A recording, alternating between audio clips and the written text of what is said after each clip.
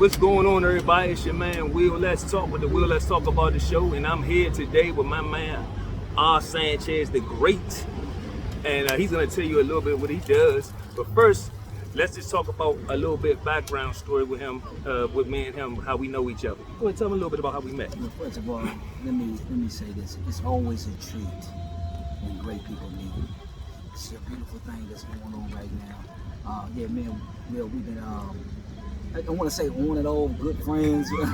On and off, that's a good one. Yeah, on and off. Well, you know what I'm saying? But the bond, the bond we had, it kept us connected even though we probably, was away from each other.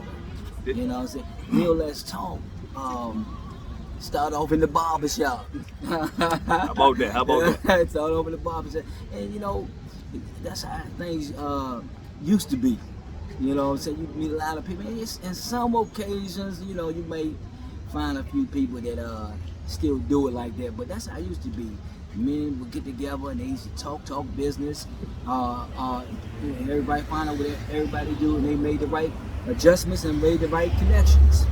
So let me say something about that barbershop. So I want to say my oldest son was probably 10 years old or younger when we first met. He is now 25. So we got like 15 years of history with each other. There you go. So 15 years of history with this man, meeting him at the barbershop, and we stayed connected over the years. I joined some businesses in network marketing. He came along to be a support. You know what I'm saying? The way I think it should always be. Someone may not like or do the things that you do, but why not support them in the effort so you can see where it can lead them, And he was a brother who always been a stand-up guy, very transparent in how he operates, and that's why I wanted to get him on the Will Let's Talk About the show today, so he can share a lot about what he does for men such as myself, or younger men such as myself, out here in the metropolitan DC area, man. So now let's go into what he does. So Rolando is a powerhouse entrepreneur in the real estate business, as well as a motivational speaker and a business consultant. So I'm gonna let him share a little bit about all of that he does in that market. Thank you. Yes. When you hear the word real estate, or you may hear the word real estate agent or real estate. When you think about real estate business, people automatically think, oh, you're a real estate broker or you're a real estate agent. You're selling houses, you're selling buildings, and so forth. You gotta understand that in the real estate business, there are a lot of avenues, and you gotta definitely find your niche. Now, the niche I found, it's a little different. It could be uncommon. I used to work for a real estate agent who is now my mentor. So I worked for him coming out of high school, and I also had a trade. So between the trade, between the real estate agent, going back and forth between the two, trying to figure out which one I want to do. And one of the clients that the real estate agent had was buying a bunch of buildings, and he knew I worked for the real estate agent because he could be at two places at one time. It's funny because he came up to me and he was telling me that he's starting to do something for his business. He needs some people that come in there help do some tenant placement for him. So he said Sanchez, he said the women they doing pretty good, but the guys they ain't doing too good. I want you to come on and I want you to help me. So I started off doing a tenant placement with him. So I think I probably worked just strictly for him about maybe about a year or two or so. So real quick, how long have you been into the real estate business? I've been doing this for it's been 10 years now. It's been 10 years now. And this story is so it's got so many stories in the stories. Right. We can talk about it all day. We can talk about it all day. You know what I'm saying? So I'm pretty much trying to just get straight to the point on some of them. But I'll say this: my first year, I think Will Let's Talk. I shared a video with him when I did speech. My first year working for myself, I had a car note, I had a car insurance, I had a mortgage, condo fees, what else? Electric bill, I had it all.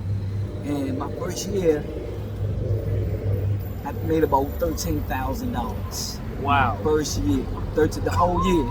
That's great. The whole year. With all those bills and expenses. Exactly. So by the time I got to the end of the year and I looked at it, and I said to myself, I like helping people. I like working for myself. You know, when I say helping, I love serving people. And I like working for myself. So I told myself, instead of giving up and go get a regular job, which most people would do. Right. Let me say this again since we're on camera. $13,000 a whole year. You probably can make more than that at McDonald's. Yeah, that's almost like maybe a month paycheck. Yes, right there. yes. So let's make this clear. And McDonald's paying like $15, $16 an hour in Right. some places. At this point, the minimum wage is $15. Yeah, you guys do the math. Right. So 13. I told myself, okay, let me try to double it the next year. So I worked, and hustled, grind, work. Wasn't really paying attention, just work. And by the time I got to the end of the year, not only did I double it, not only did I triple it, I quadrupled it. Hey, and it's a blessing. Today I'm 10 years in. It's a blessing. You know, everybody wants the convenience of transformation, but everybody don't want to go through the inconvenience that causes them to transform. During the course of these 10 years, it's a lot of inconvenience. Matter of fact, I'm still going through a lot of inconvenience. I'm still learning. I really haven't even scratched the surface of what I'm trying to go. I may not be where I used to be, but I'm not where I may not be what I want to be, but I'm not where I used to be. That's important, man. And the fact that you stuck with it after the time you made $13,000 for the whole year. Most people would have gave up and figured out something else to do. Like, this ain't working for me. I'm just going to stop and just shut down my dreams. But you kept your dreams going and you made them become reality. And that's important for a lot of people out here. When you got a dream, make them become reality so you don't get stuck in the rut thinking that it can't happen. It's not going to happen overnight, but it will happen for you. So understand that. That's the key part about having a dream. It will manifest itself if you allow it to. It's not going to happen quick. It may not happen in a month. It may not happen in 2 months. It may not happen in 2 years, but it will happen. Just keep it going, and it's going to happen for you. And that's what I liked about Rolando. He was always talking about what he was doing when I met him, and I was always encouraging the man, keep going, man. Keep going. Don't give up. It's going to happen for you. I remember we had a conversation one time, and we talked about an hour on the phone, and I was like, what's going on with the real estate thing? He said, man, right now, our market kind of down right now, but I ain't giving up. I'm going to still stay in it. I said, that's what I'm talking about, man. Don't give up. Something big going to happen for you. And I kept on asking him this question. This was about 5 or 6 years ago, I want to say. Right. And I kept asking this question.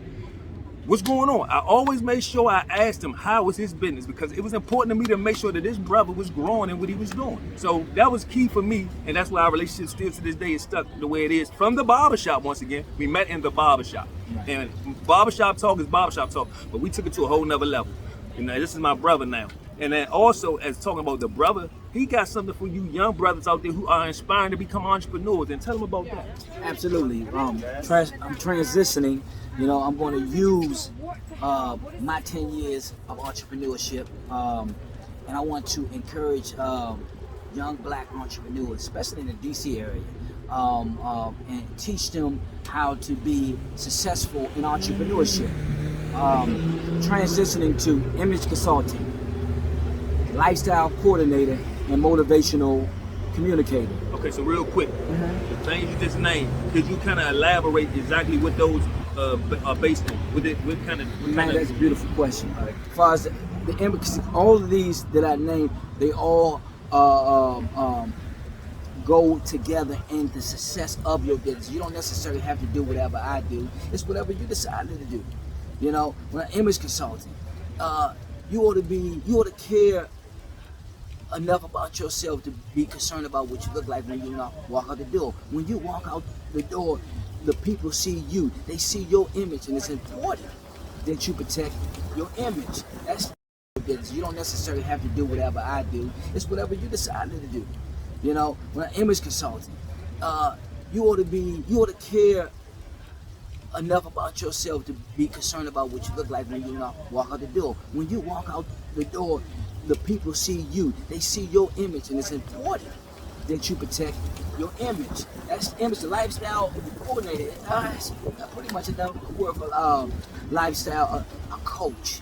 You know, helping and guiding people how to become the best version of themselves. Everybody want a above average job with above average pay, and they don't have an above average handshake.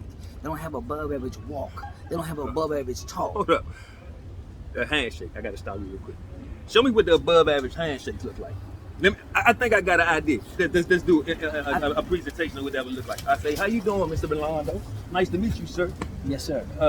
And you wait to be seated. And then if you say you can have a seat, then have a seat. Right. Most of the time, you never sit down until you acknowledge to be able to sit down. Right. That's it. That's the handshake you're looking for, right? That's right. Okay. It's almost if you are going into an interview for a job. That's what I thought. Okay. You know what I'm saying? And then when you meet the interviewer, that handshake that you give the interviewer that you want to get that job, that's the handshake you want. I want to help our young brothers to be a target of interest and not a target of distance.